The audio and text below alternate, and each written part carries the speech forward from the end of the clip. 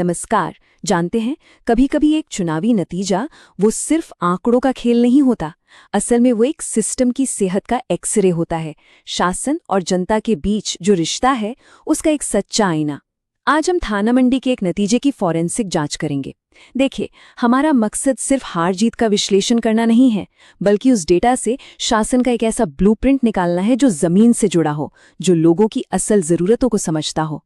तो चलिए शुरू करते हैं ये पड़ताल। हमारी पड़ताल शुरू होती है जम्मू कश्मीर के पीर पंजाल की पहाड़ियों से। देखिए, ये सिर्फ नक्शे पर एक जगह नहीं है, ये अपने आप में एक जटिल सामाजिक और आर्थिक दुनिया है। यहाँ की सियासत, यहाँ की मिट्टी से, यहाँ के मौसम से और यहाँ के लोगों की रोजी रोटी से बहुत गहराई से जुड़ी हुई है। इसे एक नया राजनीतिक रण क्षेत्र कहना आसान है, लेकिन नहीं, इसकी असली कहानी तो छिपी है वहाँ के लोगों में, उनके भरोसे में, उनकी चिंताओं में और भविष्य के लिए उनके सपनों में। 6179 ये नंबर इस पूरे विश्लेषण का केंद्र है। यह सिर्फ जीत और हार के बीच का फासला नहीं है। एक चुनावी रणनीतिकार की नज़र से देखें तो ये एक बहुत बड़ा सिग्नल है, एक ऐसा इशारा जो बताता है कि जमीन पर हवा का रुख क्या था और शायद उस हवा को समझने में कहीं कोई चूक हुई। ये संख्या एक गहरी खाई की तरफ इशारा करती है, उम्मीदों और हकीकत के बीच की खाई। हमें इसी नंबर की जड़ तक पहुंचना है। इस पूरी कहानी को समझने के लिए हम इन 6 हिस्सों से गुजरेंगे। पहले हम पहाड़ियों से आए फैसले को देखेंगे, फिर वहां की जमीन और लोगों के सामाजिक ताने-बाने को समझेंगे। तीसरे हिस्से में हम चुनावी मुकाबले के आंकड़ों की चीर-फाड़ करेंगे। इसके बाद एक गवर्नेंस हीट मैप के जरिए देखेंगे कि वोटर असल में मांग क्या रहे हैं। पांचवें हिस्से में हम जमीन से दोबारा जुड़ने के लिए एक ठोस ब्लूप्रिंट पर बात करेंगे और आखिर में हम ये समझेंगे कि जनादेश कोई मंजिल नहीं, बल्कि एक लगातार चलने वाला संवाद है। तो चलिए सबसे पहले हिस्से से शुरू करते हैं। पहाड़ियों से आया फैसला, 2024 के चुनाव का वो नतीजा जिसने सब कुछ चौंका दिया। नतीजा बिल्कुल साफ था। थानो मंडी की नई बनी अनुसूचित जनजाति आरक्षित सीट पर 2024 के पहले ही चुनाव में भारतीय जनता पार्टी के उम्मीदवार एक निर्दलीय प्रत्याशी से हार गए। ये एक ऐसा परिणाम था जिसने बड़े बड़े राजनीतिक पंडितों को भी सोचने पर मजबूर कर दिया। सोचिए, एक नई सीट जहां कोई पुराना हिसाब किताब नहीं था, कोई सत्ता विरोधी लहर नहीं, वहां ऐसा होना ये सिस्टम के लिए एक बहुत बड़ा फीडबैक है। तो अब सवाल ये उठता है कि ऐसा हुआ क्यों? इस क्यों का जवाब सिर्फ चुनावी गणित में नहीं मिलेगा, वो तो थाना मंडी की जमीन में, वहां के समाज में, लोगों की धड़कनों में छिपा है। चलिए इस इलाके के अनूठे माहौल को समझते हैं। तो कहानी की जड़ है 2022 का परिसीमन, जिसे हम डिलिमिटेशन कहते हैं। जब चुनाव क्षेत्रों की हदें दोबारा तय की गईं, तो थान मंडी एक नई एसटी आरक्षित सीट बनकर उभरी। इसका सीधा मतलब ये था कि खेल का मैदान ही नया था सबके लिए। किसी के पास कोई पुरानी बढ़त नहीं थी, लड़ाई बराबरी की थी और इसने जमीनी समीकरणों को पहले से कहीं ज्यादा अहम बना दिया था। और इस नए मैदान के बीचों बीच खड़े थे 2 बड़े समुदाय। एक तरफ गुज्जर बकरवाल, जिन्हें अनुसूचित जनजाति का दर्जा कई दशकों से मिला हुआ है, और दूसरी तरफ पहाड़ी समुदाय, जिन्हें ये दर्जा चुनाव से ठीक 1 साल पहले 2023 में दिया गया। अब देखिए, इस एक फैसले ने दशकों का सामाजिक संतुलन हिला दिया। इसने एक असुरक्षा, एक प्रतिस्पर्धा और पहचान की राजनीति को जन्म दिया, जिसका असर सीधे वोटिंग पर पड़ना लाजमी था। तो अब जब हम जमीन की हकीकत समझ गए हैं, चलिए जरा आंकड़ों में गोता लगाते हैं और देखते हैं कि ये करीबी मुकाबला आखिर था कैसा। ये आंकड़े सिर्फ नंबर नहीं है, ये लोगों की भावनाओं का आईना है। लगभग 75% का मतदान, सोचिए, ये बहुत ज्यादा है। इसका मतलब है कि लोग चुप नहीं बैठे थे, उनमें एक बेचैनी थी, एक सक्रियता थी। वो अपने भविष्य, अपनी पहचान, अपने मुद्दों को लेकर बहुत गंभीर थे। इतनी बड़ी तादाद में वोट डालने आना अपने आप में एक संदेश था कि वो अपनी आवाज सुनाना चाहते हैं। अब ये चार्ट देखिए, कहानी और साफ हो जाती है। जीतने वाले निर्दलीय उम्मीदवार को करीब 36% वोट मिले, पर इसका दूसरा मतलब ये भी है कि 64% मतदाताओं ने उन्हें वोट नहीं दिया। ये एक बटा हुआ फैसला था, एक फ्रैक्चर्ड मैंडेट। बीजेपी को मिले 29% वोट दिखाते हैं कि उनका एक मजबूत आधार तो था, पर वो उसे जीत में बदल नहीं सके। और एक बिखरे हुए विपक्ष ने जाने अनजाने में निर्दलीय उम्मीदवार की जीत का रास्ता आसान कर दिया। तो कुल मिलाकर कहानी क्या बनी? पहला, ये सीधी टक्कर थी ही नहीं, ये एक बहुकोणीय मुकाबला था जिसने वोटों को बुरी तरह बांटा। दूसरा, पूरा कैंपेन दो ध्रुवों के बीच झूलता रहा, एक तरफ वेलफेयर स्कीम्स, दूसरी तरफ पहचान की राजनीति। तीसरा, गुजर वोटों के एक साथ एक तरफ जाने का डर, इसने पूरे माहौल में एक तनाव पैदा कर दिया।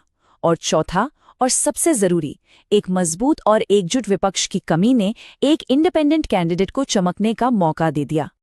और यहीं पर हमें एक पल रुककर सोचना होगा। हमारे सार्वजनिक जीवन की बुनियाद हर एक इंसान की गरिमा और जानकारी के साथ अपनी बात रखने की जिम्मेदारी पर टिकी है। जब 75% लोग वोट डालने के लिए घर से निकलते हैं ना, तो वो सिर्फ एक बटन नहीं दबा रहे होते, वो अपनी गरिमा, अपनी आवाज की जिम्मेदारी निभा रहे होते हैं। वो उम्मीद कर रहे होते हैं कि उन्हें सुना जाएगा, उन्हें सम्मान मिलेगा। ये लोकतंत्र का सबसे पवित्र पल होता है। तो चलिए चुनावी गणित से आगे बढ़ते हैं। अब उस सवाल पर आते हैं जो असल में किसी भी सरकार के लिए सबसे ज्यादा मायने रखता है। आखिर थाना मंडी के लोग मांग क्या रहे थे? आइए उनकी जरूरतों का एक गवर्नेंस हीट मैप देखते हैं। तो असल में जमीन पर कौन से मुद्दे हैं जो लोगों को सबसे ज्यादा परेशान कर रहे हैं? यही वो सवाल है जहां से हर अच्छी रणनीति की शुरुआत होनी चाहिए।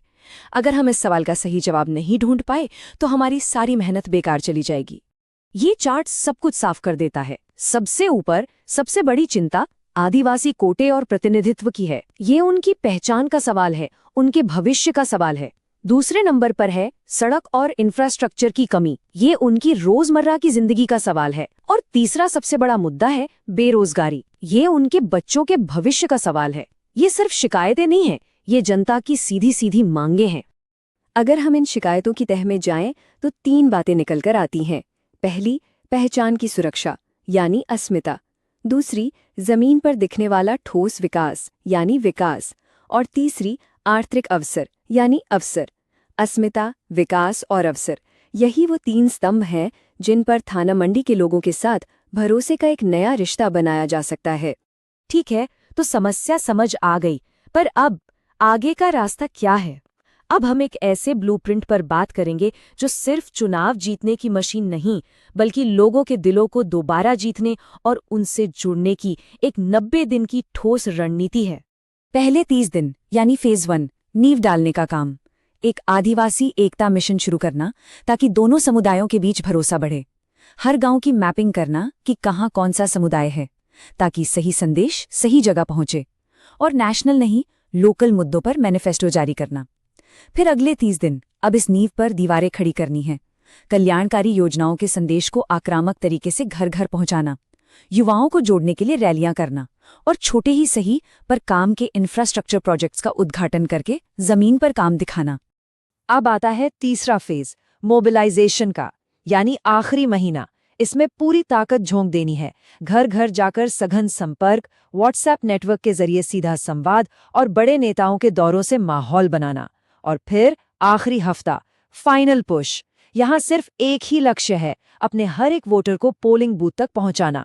इसके लिए एक स्पेशल टास्क फोर्स बनाना, लोकल भाषाओं में रिमाइंडर भेजना और अफवाहों का तुरंत जवाब देना बेहद जरूरी है। लेकिन इस पूरी डेटा ड्रिवन रणनीति में एक बात गांठ बांध लेनी चाहिए।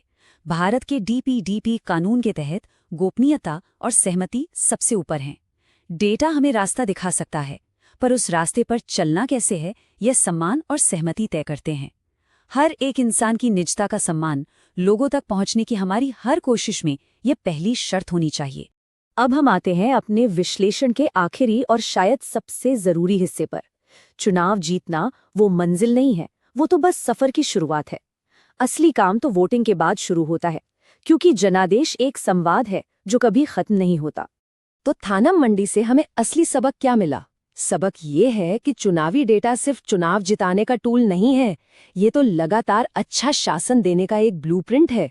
ये आंकड़े हमें चीख चीख कर बता रहे हैं कि लोगों की तकलीफें क्या हैं, उनकी प्राथमिकताएं क्या हैं, उनकी उम्मीदें क्या हैं।